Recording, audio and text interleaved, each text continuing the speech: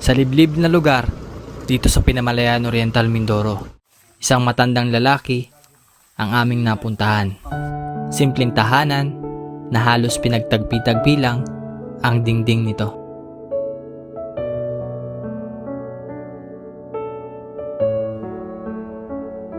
Walang maayos sa gamit, kung saan simpleng lutuan at munting higaan. Ngunit problema rito ang kanyang bubong na maraming butas. Kaya kapag umuulan raw ay halos mabasa na ang loob ng bahay. Pero nagpapasalamat pa rin siya dahil meron siyang tinatawag na tahanan.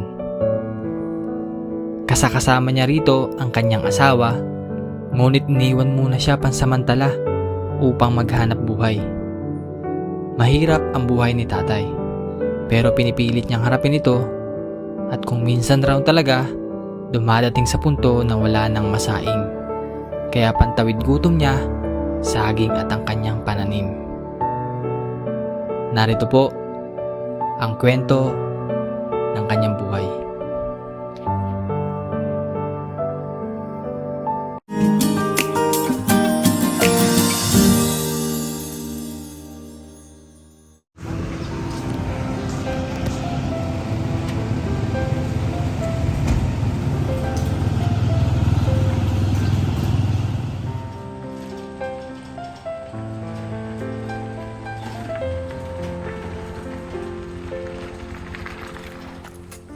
So yun mga babayan, at muli po nagbabalik kami dito sa bahay ni Tatay Rodolfo.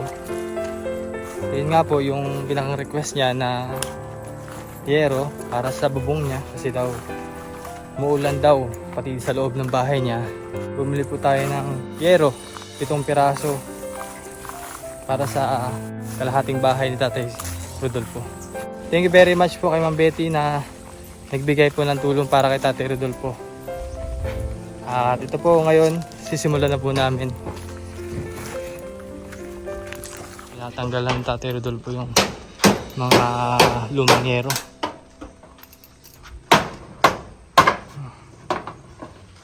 Kasi yung yero niya dun ay butas-butas na.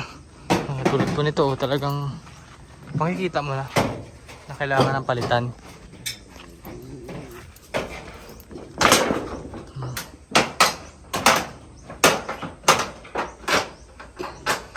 So yun nga, yung sabi niya may makukuha naman siya ng kahoy. So ito yung pre-novide na kahoy ni Tatay Rodolfo.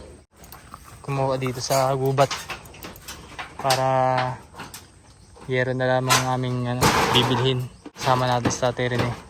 Siya rin po yung gagawa ng bubong. Sa ganun na matulungan din si Tatay Rodolfo.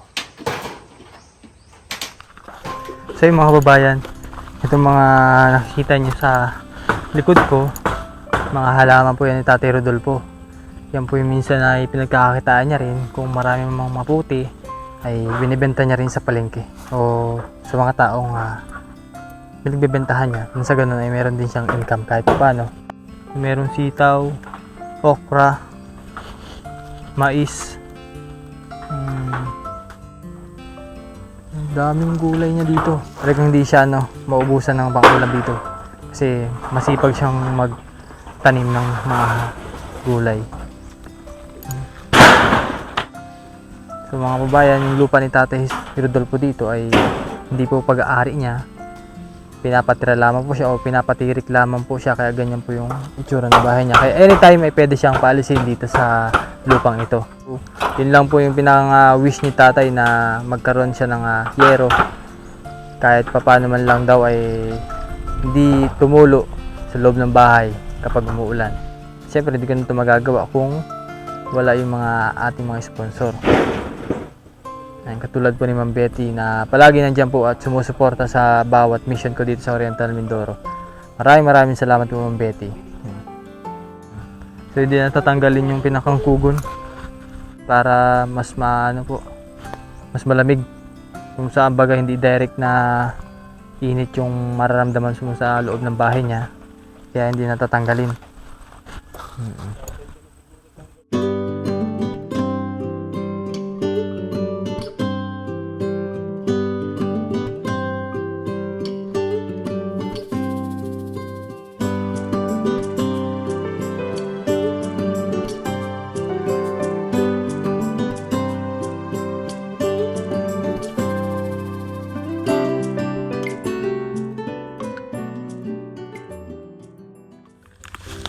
So yung mga kababayan at kasama natin si Tatay Rodolfo. Dito po yung nag-iisa-isa dito sa gitna ng kagubatan. So tatay, hindi pa rin po umuwi yung asawa niyo. Hindi pa. Kailan po last na umuwi? Baka mga ilang araw lang. Nasaan ba siya ngayon? Nasa Bangbang. So minsan na lang talaga siya umuwi dito, no? Minsan lang. Ay, wala na po dyan sa, sa sinabi niyo nakaraan na pinagtatrabahuhan niya. Ngayon lang umalis at mapunta nga nun sa Patay, sa Bangbang. Tiyuhin ko yung kwal na matay. Tiyuhin nyo? Oo.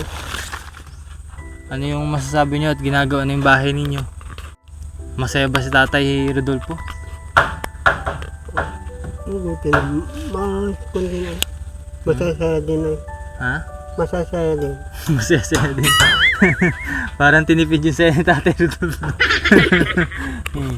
So siyempre, pinakang request mo dati, di ba? Na kahit yero ay mapalitan kasi umuulan din sa loob ng bahay.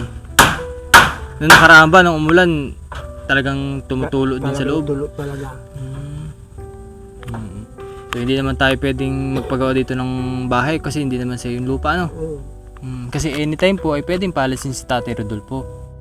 At the same time, nakikitirik ay nagtatanim naman siya ng mga gulay para sa ganun ay may maani siya. Siyempre, nakikitirik lang si Tatay, inalagaan niya rin yung o ginagamasan niya rin minsan yung lupa na ito. Siyempre Tatay, pag natapos siya, masarap-sarap na ang tulog mo sa kwarto mo. Ayun. Eh doon ka lang matutulog. Kasi doon siya natutulog sa labas sa kung saan merong duyan. Hindi ka ba Tatay natatakot doon sa labas ng bahay niyo, tulog? Sanay na ako. Ilang taon ka ba tumira doon sa Bigiri? Ako lang naman yun. Mayroon na isang buwan.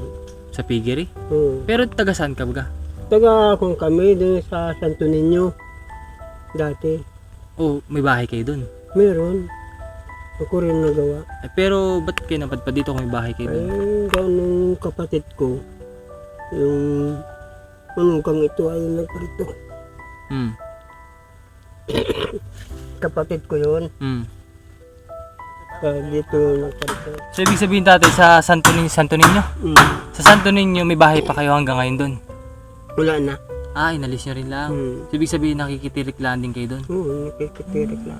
So yun nga po, yung paggawa ng bahay ni Tatay Rodolfo ay ngayon lang yan, matatapos na rin yan kasi after po niyan ay ilalagay naman yung yero. Bilis lang din naman.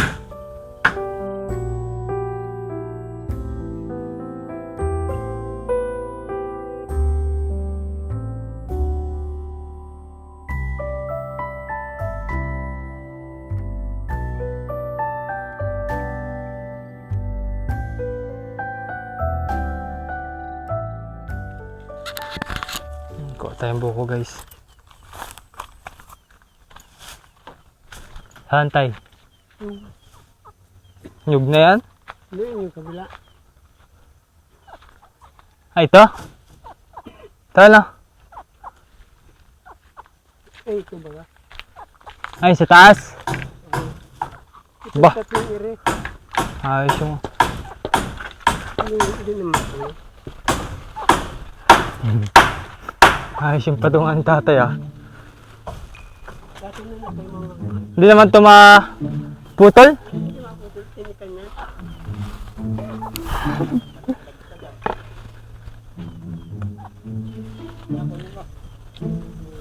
Mura.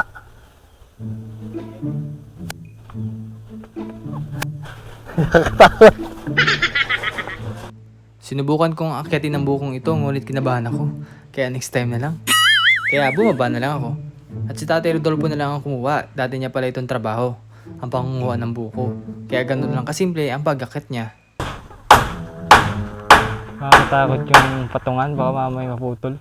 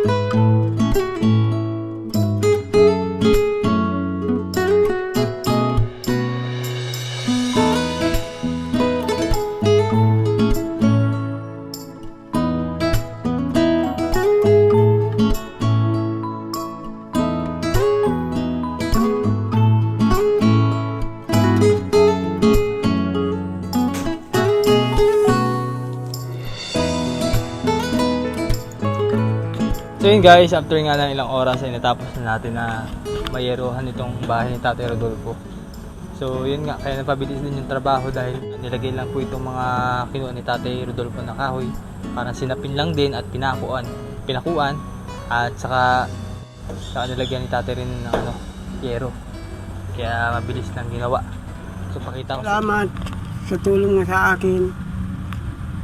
So, hindi ka na uulanin dyan sa loob, ano? Hindi matulungan. Kaya matutuluan. Hmm.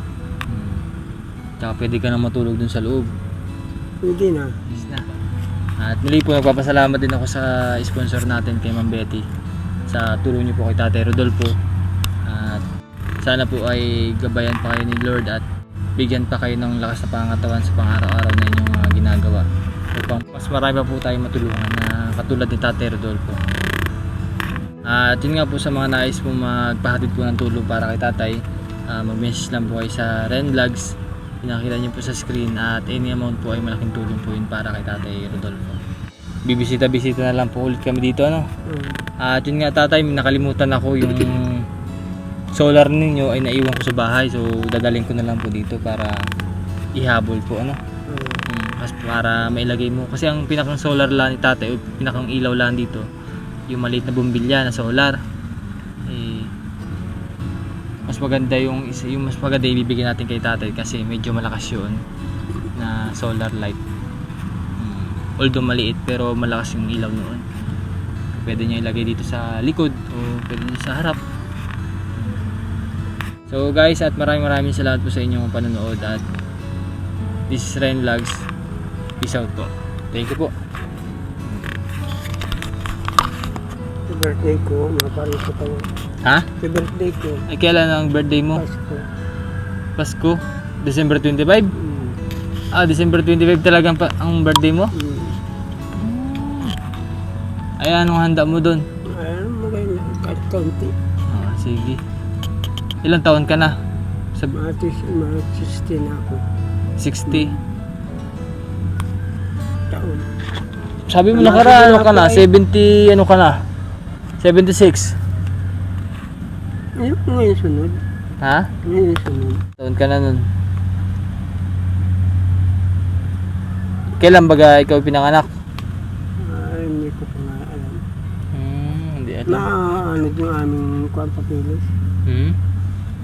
Yung ba? Hindi na po tanda ni Tatay Hindi Rodolfo. tanda. Ano daw? Pero ang alam mo lang ngayong ng birthday mo talaga or nagdesisyon ka lang na December 25? Ha? Ay, hindi talaga yun ang birthday mo? Kapaskuhan. Kapaskuhan talaga. Parang pinili mo lang na yun ang birthday mo, December 25. Hindi pala talaga ni Tatay Rodolfo yung ano niya, birthday niya. Parang sineselebrate niya lamang yung birthday niya tuwing Pasko. So maganda po yung napili niyong date, December 25 din, para maraming handa. Pwedeng kumain kahit saan. Ano Tatay? Ano? Birthday ko ngayon, oh. Pakain naman, oh. Ayos man din. Ay sige, at apuntahan ka na lang namin dito, ano? Para ano, kahit paano ma-celebrate namin yung birthday mo, na? Sige. At yun nga po, at maraming salamat po sa inyong panonood.